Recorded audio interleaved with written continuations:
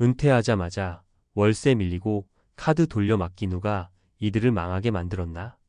이 제목만 들어도 가슴 한켠이 답답해지고 마음이 무거워지지 않나요? 은퇴라는 단어는 보통 자유나 편안함을 떠올리게 하지만 현실은 그 반대인 경우가 적지 않습니다. 막상 일을 멈추고 나면 삶의 무게가 갑자기 더 무겁게 다가오는 사람들이 많아요. 월세도 밀리고 카드 빚으로 돌려막기를 하는 50, 60대의 이야기는 더 이상 남의 일이 아닙니다. 누가 이들을 망하게 만들었을까? 라는 질문은 단순한 호기심이 아니라 우리 사회가 함께 고민해야 할 무거운 현실을 담고 있죠.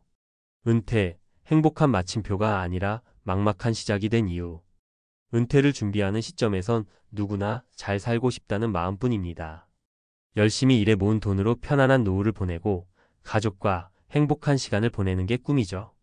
그런데 정작 막상 일손을 놓으면 생활비는 빠듯하고 건강 문제도 찾아오며 예상치 못한 빚과 마주하게 됩니다. 월세가 밀리고 신용카드를 돌려 막아야 하는 현실 속에서 좌절감과 불안은 배가 됩니다.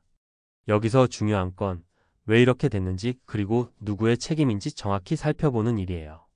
우선 은퇴 준비가 부족했던 개인적인 이유도 있지만 그보다 사회 시스템과 경제 환경이 크게 영향을 미쳤다고 봐야 합니다.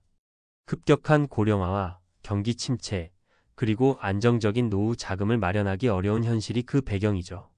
더구나 5060대는 아직 자녀 교육, 주택 대출 등 여러 경제적 부담이 겹쳐 있어 한순간에 재정난에 빠질 위험이 큽니다. 전문가 인사이트 은퇴 준비의 현실과 함정. 한국의 대표적인 은퇴 전문가인 김미경 씨는 이렇게 말합니다. 많은 분이 은퇴 준비를 막연하게 생각하는데 은퇴 후에는 소득이 크게 줄면서 생활비 지출은 그대로인 경우가 대부분입니다. 특히 월세나 대출이 있다면 상황은 더 위험해져요. 가장 중요한 건 은퇴 전에 소득과 지출, 그리고 예상치 못한 비용까지 꼼꼼히 계산하고 대비하는 것이라고 조언합니다. 또한 재무 컨설턴트 박준영 씨는 빚을 줄이는 것도 중요하지만 은퇴 후 소득원을 확보하는 게 더욱 절실합니다. 국민연금만으로는 부족하기 때문에 개인연금이나 재취업 혹은 부업 같은 다각적 소득 전략이 필요하죠라고 강조합니다. 그렇다면 실제 현실에서 이런 어려움을 겪는 사람들은 어떻게 살아가고 있을까요? 세 가지 사례를 통해 조금 더 깊이 들여다보겠습니다. 현실 사례 1. 퇴직금으로 시작했지만 빚더미에 오른 58세 김철수 씨. 김철수 씨는 30년 가까이 제조업체에서 일했습니다. 그동안 성실히 저축하고 퇴직금도 꽤 모았죠. 하지만 은퇴 후 지방 소도시에서 작은 원룸 월세를 얻어 살면서 생활비가 예상보다 훨씬 빠듯해졌습니다. 건강 문제로 병원비가 늘었고 자녀 대학 등록금 지원도 계속됐죠. 결국 카드 빚을 내서 생활비를 돌려막기 시작했고 1년 만에 빚이 5천만 원을 넘어섰습니다. 퇴직금 다 쓰면 어떻게 하지? 매달 카드 이자만 내는 게 너무 답답해요. 라고 김 씨는 말합니다. 준비는 했다고 생각했지만 예상치 못한 지출과 계속된 생활비 압박이 그의 노후를 위태롭게 만든 거죠.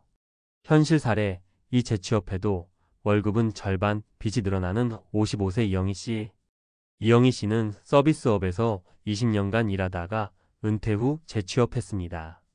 하지만 50대 중반의 나이에 받는 월급은 과거의 절반도 안 됐고 일자리도 불안정했습니다. 집 월세와 병원비, 그리고 자녀 결혼 준비까지 겹쳐 돈이 늘 모자랐죠. 결국 고금리 대출까지 받으며 빚이 눈덩이처럼 불어났습니다.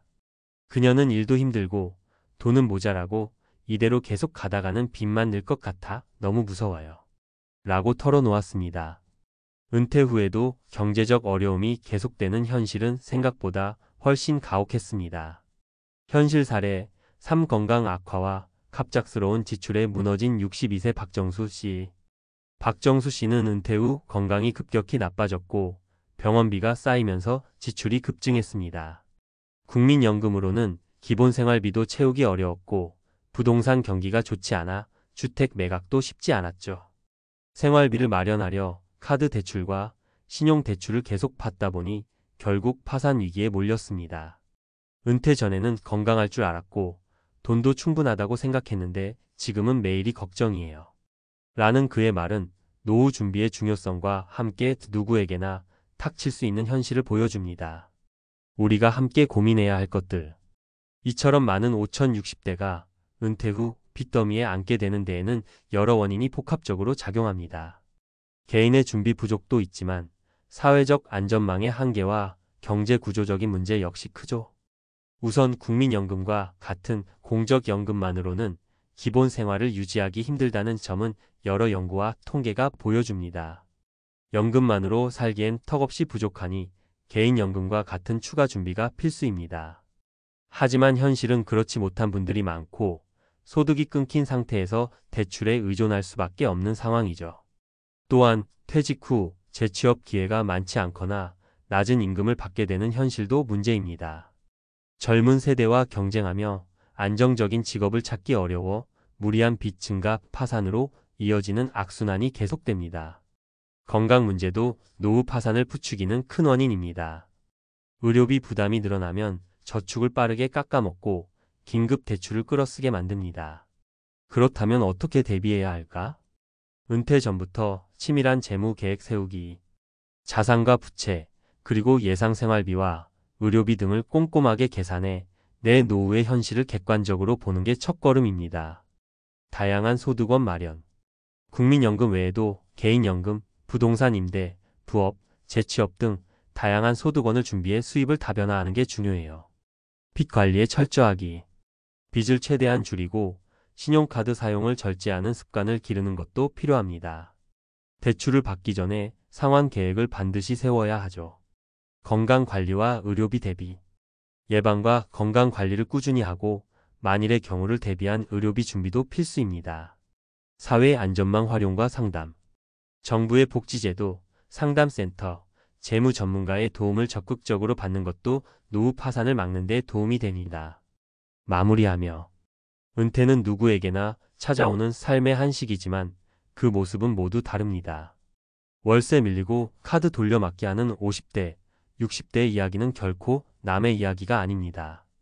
우리 주변 혹은 우리 자신이 될 수 있죠. 그래서 이 문제에 대해 누가 이들을 망하게 만들었나? 라는 질문은 개인의 탓만이 아니라 사회 전체가 함께 고민하고 해결해야 할 과제를 던집니다. 서로의 현실에 공감하고 함께 준비하며 우리 모두가 조금 더 안전하고 행복한 노후를 맞이할 수 있길 바랍니다.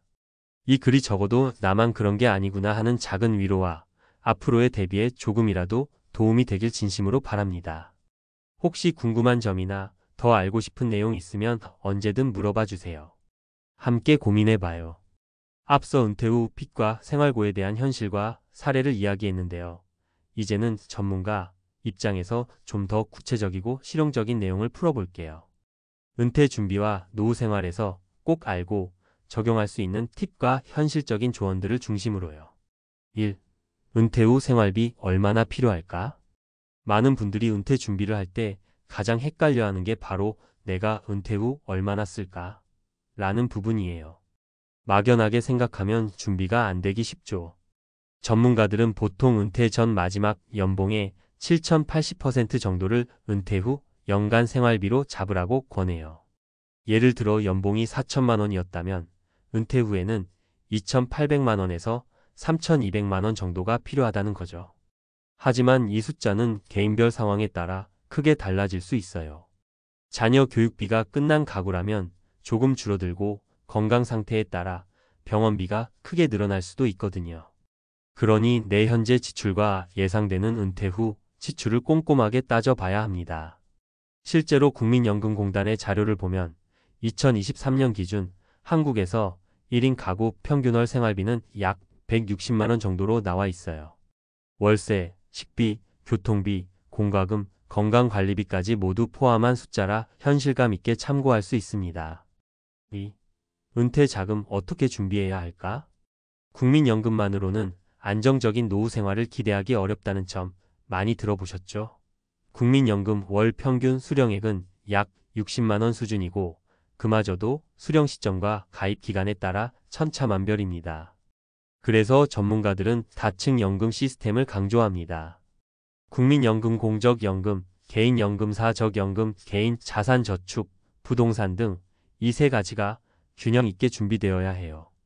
예를 들어 개인연금은 매월 20만 원씩 20년간 납입하면 원금 약 4,800만 원의 이자가 붙어 꽤 큰 노후 자금이 됩니다.